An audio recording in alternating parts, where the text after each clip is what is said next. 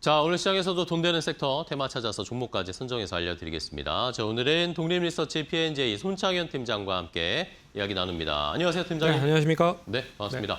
자, 오늘 또 어려운 시장인데 오늘 시장에서도 기회를 찾아야겠죠. 오늘 돈 되는 섹터, 어떤 섹터가 눈에 띄는지 손창현 팀장님의 첫 번째 선택부터 바로 확인해 보도록 하겠습니다.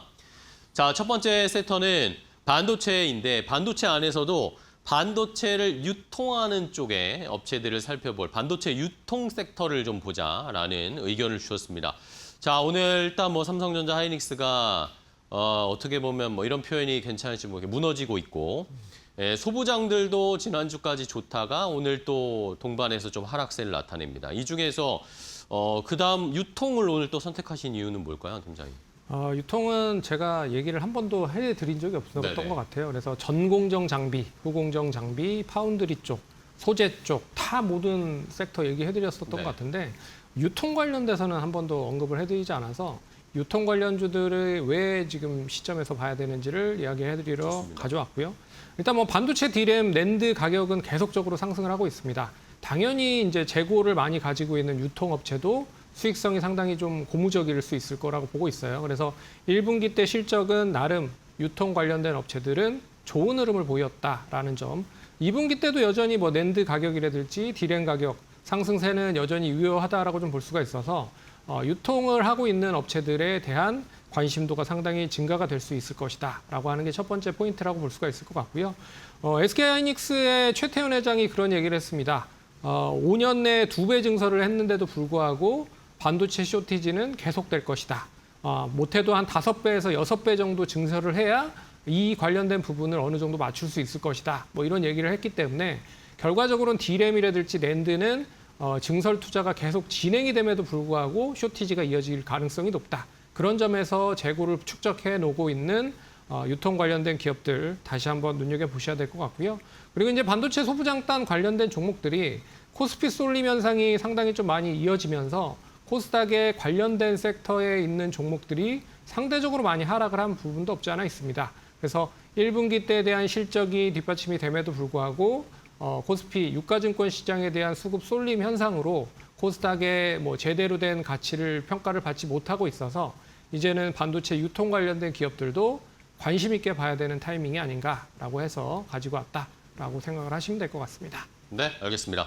자, 반도체 대형주 메모리 쪽도 봐야 되고 HBM 쪽도 봐야 되고 소부장단도 봐야 하는데 이제는 그 낙수효과 수혜를 반도체를 유통하는 업체들까지도 살펴봐야 할 우리가 시야를 넓혀야 할 상황이다라는 의견이신데 자, 그러면 종목, 반도체 유통 쪽은 또 사실 시청자분들이 약간은 생소하실 수도 있어요. 어떤 종목들 봐야 돼요? 네, 첫 번째 종목은 맥커스라고 하는 회사입니다. 맥커스는 아날로그 비메모리 쪽 반도체를 주로 유통을 많이 하고 있는 기업이고요. 네. 이제 FPGA라고 해서 프로그래밍 가능 반도체를 주로 많이 유통을 한다라고 보시면 될 것 같습니다. 결국에는 이제 AMD라든지 르네사스에 대한 제품을 주로 이제 유통을 하고 있어서 AI 칩에 대한 수요가 빅테크 쪽으로 이어진다고 하면 여전히 좀 긍정적이다. 1분기 실적도 상당히 좀 긍정적이라 2분기 때도 이 추이가 그대로 이어진다라고 했을 때는 단기 바닥권에서 상승으로 좀 전개될 가능성이 높다. 그런 점에서 관심 있게 보면 좋을 것 같다라고 해서 첫 번째로 가져왔고요. 두 번째 종목은 이제 미래반도체라고 하는 회사입니다. 고점에서 역시나 상대적으로 많이 하락을 했다. 거의 한 3분의 1 토막이 된 상황입니다. 네. 하지만 이제 실적이 이렇게 3분의 1 토막이 됐느냐? 전혀 실적은 우호적으로 긍정적이다라고 볼 수가 있어서 가격적인 매력이 충분히 발휘가 될 수 있는 시점이다라고 볼 수가 있을 것 같고요. 동사는 이제 삼성전자 반도체 대리점을 주로 하고 있는 기업이다. 메모리 쪽, 낸드 쪽, 그리고 시스템 반도체 쪽을 취급을 하고 있어서 삼성전자에 대한 메모리 반도체에 대한 상승세가 계속적으로 이어진다라고 하면 메모리 가격에 대한 수혜로 인해서 동사에 대한 영향력도 상대적으로 많이 이어질 가능성이 높다. 그런 점에서 미래반도체도 관심 있게 보면 좋은 시점이 아닐까라고 말씀을 드려야 될 것 같습니다. 네, 알겠습니다. 자, 미래반도체와 맥커스 하나씩 이 반도체 유통업체 살펴봤고요. 그러면 반도체 유통주 중에 가장 또 자세하게 보고 계신, 주목하고 계신 토픽 종목은 뭘까요? 네, 첫 픽 종목은 유니트론텍이라고 하는 회사인데 유니트론텍. 이 회사는 이제 현대가 쪽 관련돼서 현대 엔터프라이즈라고 하는 현대 BNG 스틸의 부사장님이죠. 이제 정문선 대표가 이 현대 엔터프라이즈의 대표인데 이분이 이제 2대 주주로 등극을 하면서 현대 엔터프라이즈가 지분을 상당히적으로 많이 매수를 하고 있다라는 점. 근데 동사가 뭐 아시는 바와 같이 전장용 반도체를 취급을 하고 있습니다. 그래서 이 전장용 반도체 현대차 쪽에도 공부를 많이 하고 있어서 완전하게 현대와 동떨어진 그런 사업은 아니다라고 볼 수가 있을 것 같아요. 그런 점에서 로봇 피지컬 AI나 이 자율주행 쪽으로도 이제 확대가 된다라고 하면 현대가 그룹에 대한 반도체를 조금 더 원활하게 수용을 하는 점에서 좀 긍정적이라고 볼 수 있을 것 같고요. 그리고 이제 자회사 토르트라이브라고 하는 회사가 실적이 완전하게 좀 턴어라운드를 한다라고 하면 안정적인 실적을 바탕으로 해서 하반기 때는 조금 기대할 수 있는 명분이 있지 않을까 그렇게 보고 있어서 이제는 뭐 이 유니트론텍 같은 경우에도 고점 대비해 봤을 때 떨어질 만큼 다 떨어진 게 아닌가라고 보고 있어서 지금 시점에서는 이제 관심 있게 좀 봐야 되는 시점이 아닐까라고 말씀을 드려야 될 것 같고요. 뭐 5,000원 내외에서는 충분히 매수 가능하다라고 말씀을 드릴 수 있을 것 같고 손절가는 5,100원 제시를 해드릴 텐데 단기적으로 많이 하락을 한 부분들이 없지 않아 있어서 손절가를 한 4,800원 정도까지 낮춰서 보시면 좋을 것 같고 1차적인 목표가는 한 7,000원 선까지 보시면 좋지 않을까 그렇게 좀 정리해 보도록 하겠습니다. 네, 알겠습니다. 자, 유니트론텍을 이 반도체 유통 쪽에서의 탑픽 종목으로 골라주셨으니까요. 시청자분들도 반도체 유통 쪽으로도 이제 눈을 조금씩 시선을 옮겨보시면서 투자의 폭을 넓혀보시기 바랍니다. 자, 첫 번째 돈 되는 섹터 확인을 해봤습니다. 다음 두 번째 돈 되는 섹터 손창현 팀장의 선택은 뭘지 공개합니다. 자, 오늘 은행 섹터를 또 두 번째 돈 되는 섹터로 주셨어요. 오늘 뭐 시장이 어려운데 사실 은행주, 금융지주사들은 오늘 주가가 선방을 해주고 있거든요. 뭐 KB금융, 신한지주 이런 거 보면 지금 다 막 신고가 행진을 펼치고 있는데 자, 이제 뭐 금리 인상의 사이클 이런 걸 보고 시장이 또 성장주들이 멈추고 있는 이런 상황에서 은행주들이 주도주가 될까요? 어떻게 보세요? 주도주는 아니더라도 이제 시장이 원체 좀 어지러운 상태라 네네. 이제 뭐 어떻게 보면 지수 방어적인 성격으로 좀 자리매김을 할 수 있지 않을까 그렇게 봐야 될 것 같습니다. 그리고 이번 주 16일이 금통이에요. 그래서 네네. 만약에 금리 인상이 단행이 된다라고 하면 상대적으로 뭐 역시나 뭐 예대 마진에 대한 수익성을 가질 수 있는 은행주들에 대한 성과는 좀 관심 있게 봐야 되는 타이밍이 될 수 있을 것이다라고 봐야 될 것 같고 네. 그러면 이제 금리 인상을 할 수 있는 어떻게 보면 이제 교두보가 될 수 있는 명분이 뭐가 있느냐를 물어보신다라고 하시면 우리나라 이제 수출 데이터가 상당히 좋습니다. 네. 6월에 전년 동월 대비 70%가 증가를 했다라는 점. 뭐 물론 반도체의 쏠림 현상이 컸기 때문에 이 수출 관련된 데이터가 좋았지만 그래도 사상 최초 월 1,000억 달러를 돌파했다라는 점은 그만큼 경기가 우호적이다라고 말씀을 드려야 될 것 같고요.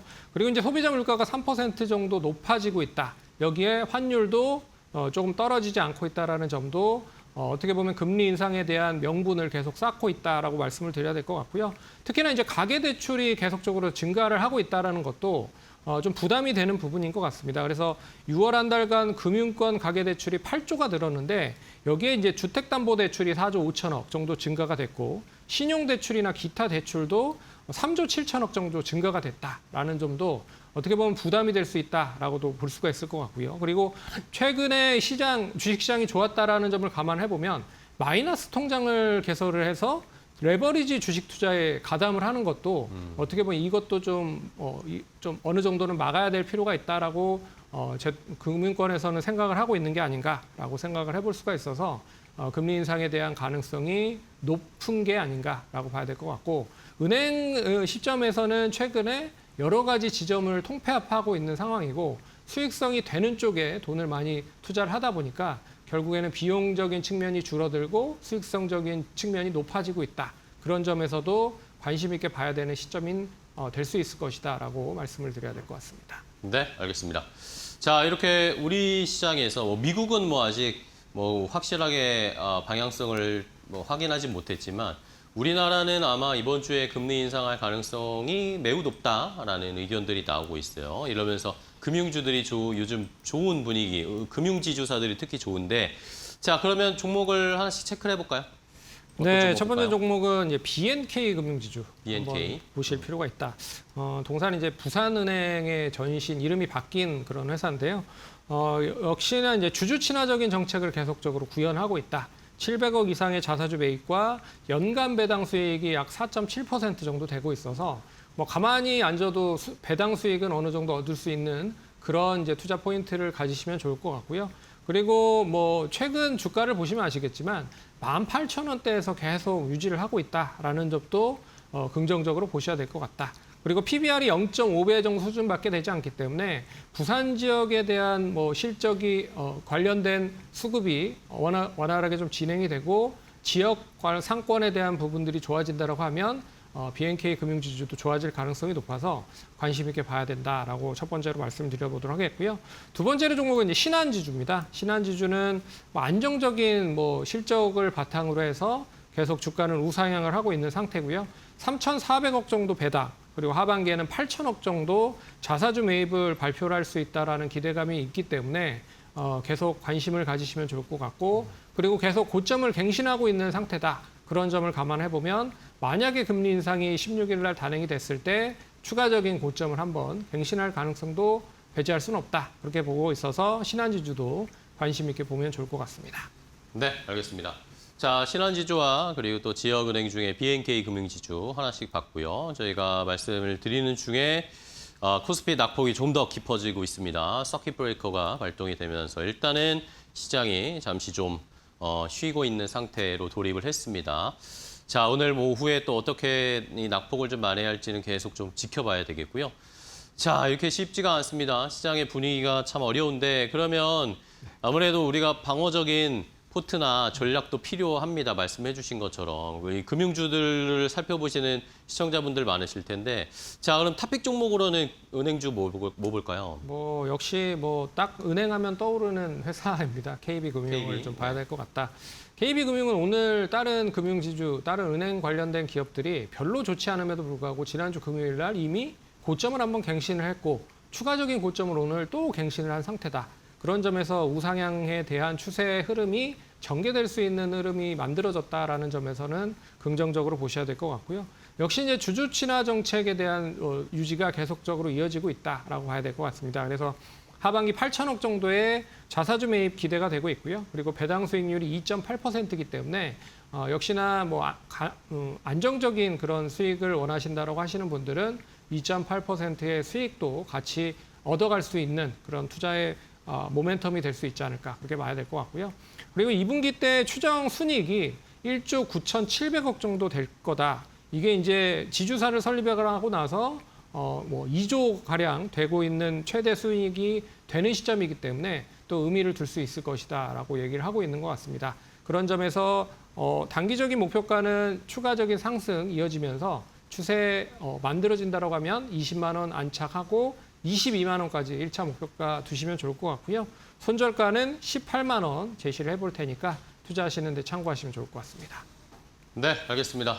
KB금융 시장에서 이 어려운 시장의 분위기 가장 또 잘 방어할 수 있는 포트의 한 종목으로는 금융주, 그 안에서는 KB금융을 저희가 살펴봐야 된다. 오늘도 시장이 어려운데 빨간불을 켜고 있는 게 KB금융입니다. 목표 주가 22만 원 신고가 행진을 한번 기대해 보면서 공략해 보도록 하겠습니다. 자, 오늘 손창현 팀장과 함께했습니다. 팀장님 오늘 또 좋은 종목 알려주셔서 감사하고요. 다음 시간에 또 뵙도록 하겠습니다. 고맙습니다.